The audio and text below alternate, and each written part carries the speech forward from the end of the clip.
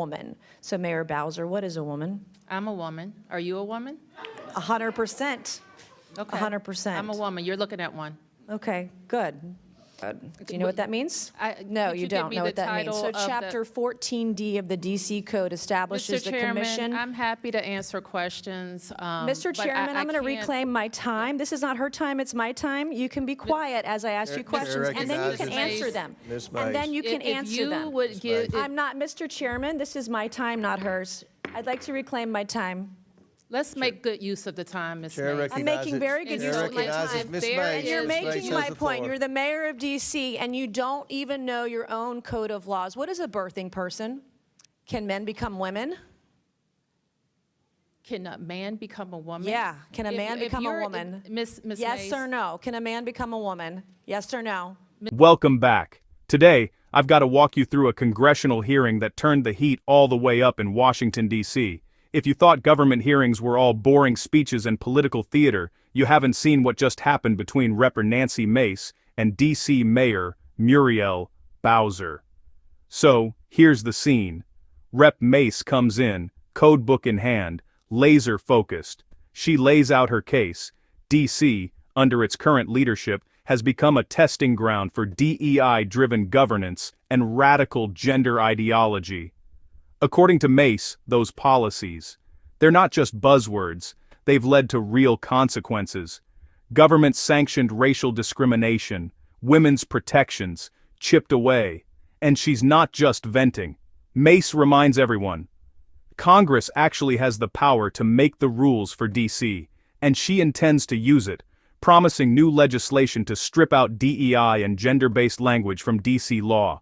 Thank you, Mr. Chairman, and good morning. The government of the District of Columbia, under the leadership sitting in front of us today, has become a poster child for DEI and gender madness.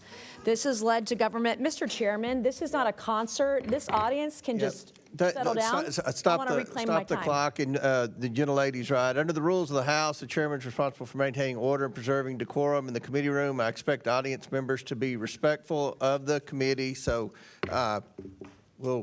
I'd like to reclaim my time, too, You reclaim Mr. Chairman. it, absolutely. Ms. This has Mace. led to government-sanctioned racial discrimination and the erasure of women. Article 1, Section 8, Clause 17 provides Congress plenary authority over the District of Columbia. Using this authority today, I'll be introducing the No DEI in D.C. Act. This bill will rip the DEI and gender bender nonsense out of the D.C. government root and branch, and restore common sense and equal treatment under the law.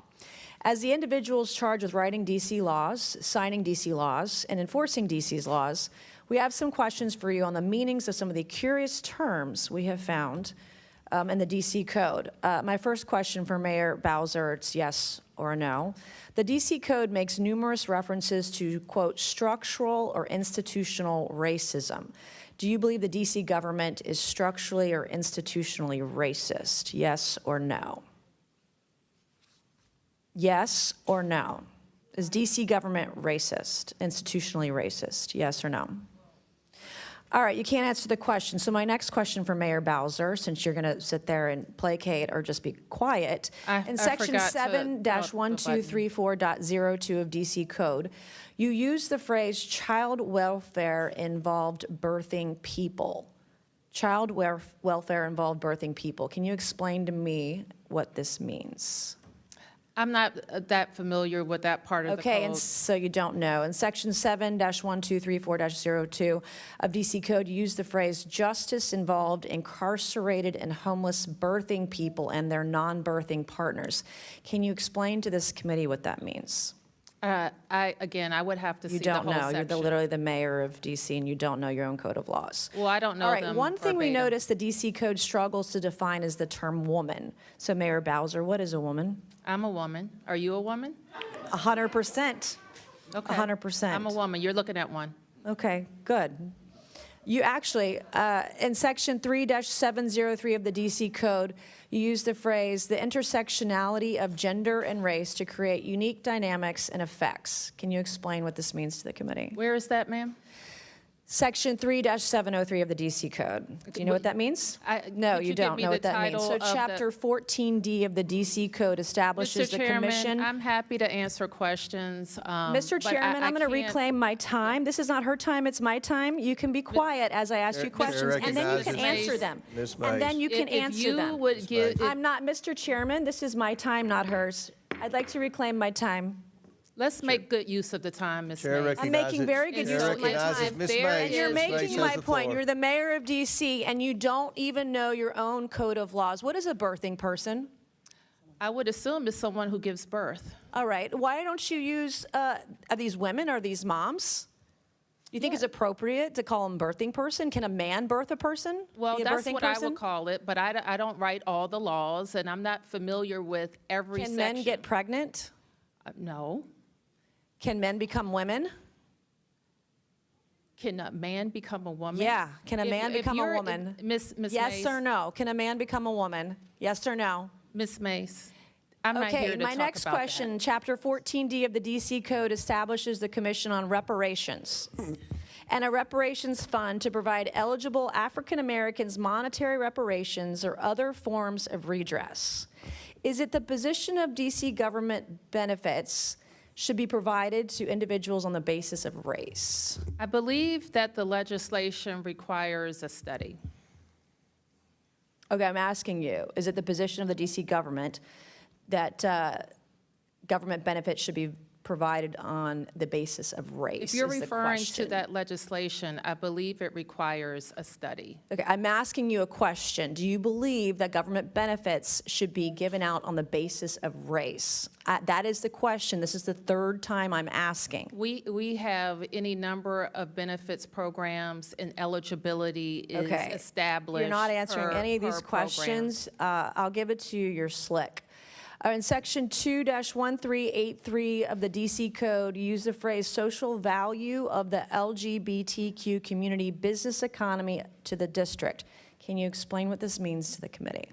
It means that LGBT businesses provide economic benefit to the district's economy. Do you think all businesses provide economic benefit to the DC economy?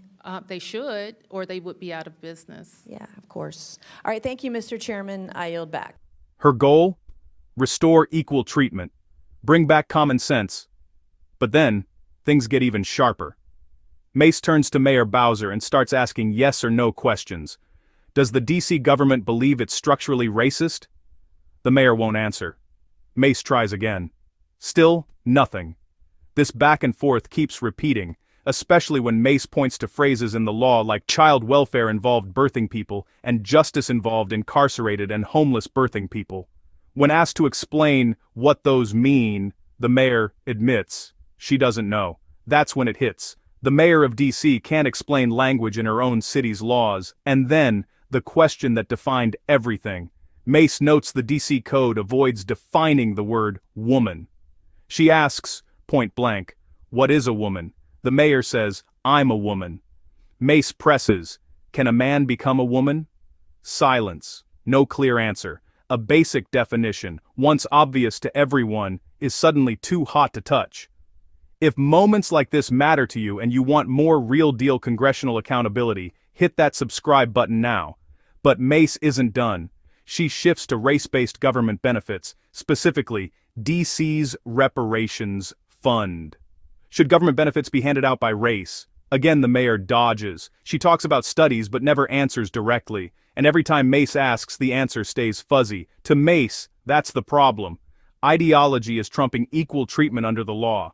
Finally, Mace zeroes in on the DC Code's talk about the social value of certain business communities based on identity.